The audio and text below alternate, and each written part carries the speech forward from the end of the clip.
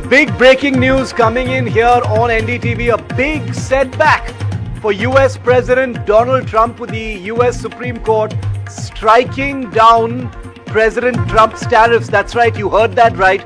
The US top court, the Supreme Court, has struck down all of President Donald Trump's tariffs that are currently active on countries across the world, including India. Remember, India's tariffs, the US tariffs on India were recently reduced as part of the Indo-US trade deal framework from 50% to 18%. That goes away as well. The US Supreme Court has ruled that Trump has no power to impose those tariffs, and if he wants to impose tariffs, he needs to get it cleared from the US Congress. And therefore, the existing tariffs, including the 18% on India, become null and void. We're still analyzing the implications of this ruling from the US Supreme Court, especially in the wake of the thaw in relations between India and the United States and the Indo-US trade deal.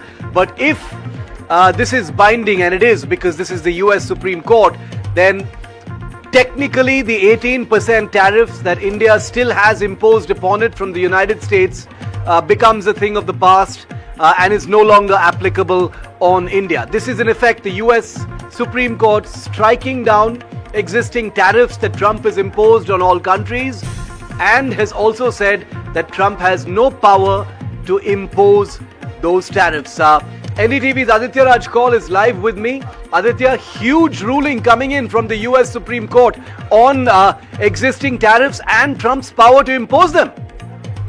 Well, Shiv, we are breaking this first on NDTV. Just moments ago, the US Supreme Court has given a historic verdict claiming that this entire, tariff policy, the global tariff policy by the Trump administration, is illegal. It is a big setback coming into the Trump administration, something that they had expected. They were, in fact, giving some murmurs that this could happen because they knew that this could not stand the scrutiny of the law. It's a big relief coming in, not just for India, but a lot of other countries where there were huge tariffs that were imposed. In fact, a lot of countries also questioning the tariff policy, the economic repercussions that it had over the last 10 months. For India, it was up to 50% recently, but after the intent of a trade agreement, it was reduced to 18%. We are getting more details. The entire verdict is 170 pages long, and we will go through the mighty details of it. But as of now, the Trump policy of global tariffs has been struck down. It is illegal. That is what the US Supreme Court is saying. There will be thick reactions coming in. Trump will not be happy with it, Shiv, as we know. There might be reaction to it, but we'll wait and watch how things unfold. Last time I remember, Trump had said that if the Supreme Court strikes down the policy, it will be a huge impact to the US because a lot of money will go out, which has been taken as tariff in the last few months. That's right. And Aditya, we've heard President Trump talk about how the many billions of dollars that have been flowing into the US economy as a result of these tariffs that have been imposed on many countries.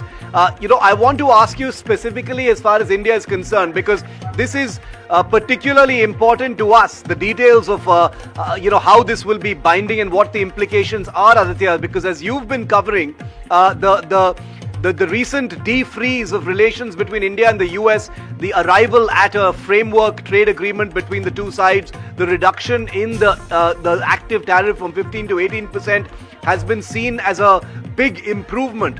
This could potentially mean that 18 becomes zero.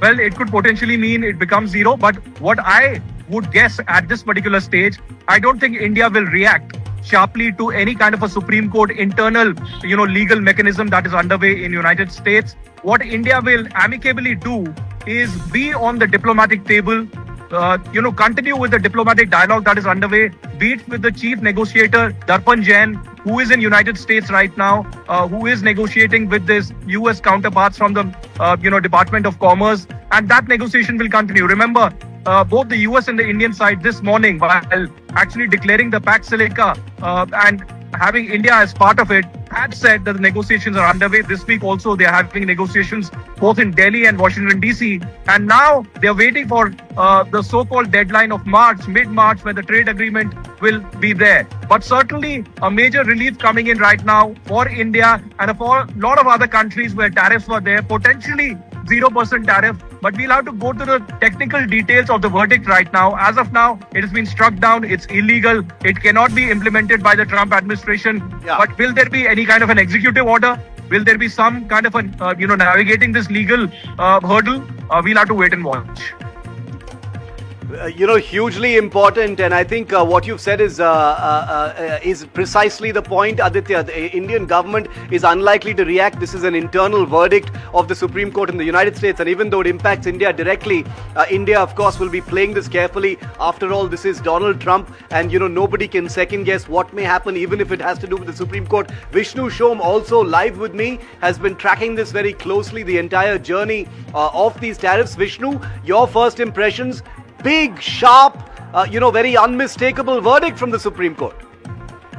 This is a huge step which puts a pause on Trump's style of functioning and sort of sets a precedent on the rule of law and sets a signal to the administration of the U.S. president that, he cannot force, or the system cannot force its way to do exactly what they want. Any decision has to be based on law. That said, if the Trump administration decides to push through, they do have a couple of legal options which are available to them, but as I understand it, these are cumbersome efforts which the government of the US would need to do. There's Section 301 and 232. These allow for tariffs based on unfair trade practices or national security, but these require a longer investigation period and specific justifications. There's also Section 122, which is a 1974 law that allows the president to impose temporary tariffs to deal with trade imbalances, but these would eventually need congressional approval. But I think the key question that now needs to be asked is, with this now being made illegal by the U.S. Supreme Court, approximately $90 billion to $140 billion in tariff revenue collected since 2025 could be eligible for refunds to the businesses and the importers who paid them. Yeah. Now, that would be a staggering blow economically to the United States. Vishnu, stay with me. Nick Harper, senior journalist, joins us live tonight from Washington, D.C. Nick, welcome. Could you take us through the implications of this big, pretty well-defined verdict from the Supreme Court? What does it do to the existing tariffs that the Trump administration has imposed on other countries? Nick.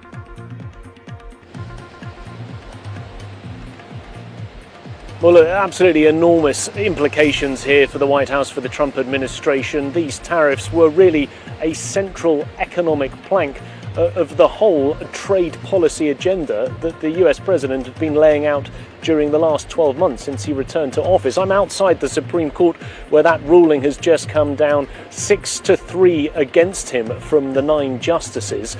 What it now potentially means, as we've been hearing, is the White House, the Trump administration, will be liable for hundreds of billions of dollars in refunds, largely to American consumers and companies, because they have borne the brunt of these higher costs. About 95% of all increased costs, as expected over the last year, have been passed on to Americans, and they now have the ability to file for refunds from the Trump administration. So this is certainly not the result that the US president was hoping for, bearing in mind how much stock he has placed in these tariffs. But just to define exactly what this will mean, many tariffs that he's put in place will remain. For example, sector-specific tariffs on things like aluminium, steel, cars, pharmaceuticals. Those will remain.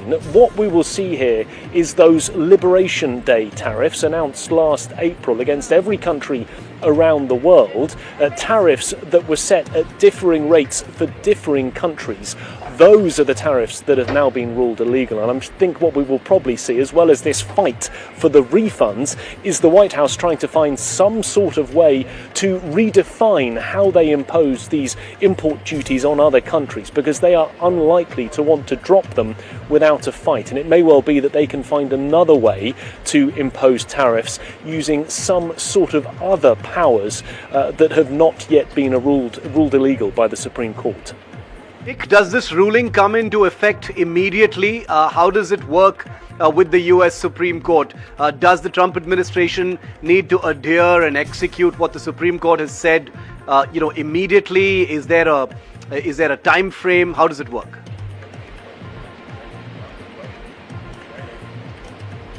Well, we're waiting for the exact details on all of this. Much of that will be within the ruling itself. But normally this would mean that what the Supreme Court says is the rule of law for the entire country from that moment onwards. And in theory, therefore, the Trump administration, as we head into this weekend, will be scrambling, trying to work out what comes next, how to adhere to this new policy, this new ruling from the Supreme Court, but also potentially how to get around it and what sort of response there will be. Donald Trump himself is at the White House this morning. He is meeting with governors from the 50 states across America. This ruling coming at a time when he is speaking not just to Republican governors but Democrat governors as well, many of whom have been against these tariffs and have been calling out the White House for the last year, saying that they have heard from constituents within their own state who have felt that they have been unfairly punished by the US president, having to pay higher costs if they're a company or simply if they are a consumer buying stuff from supermarket shelves, from big box stores across their state.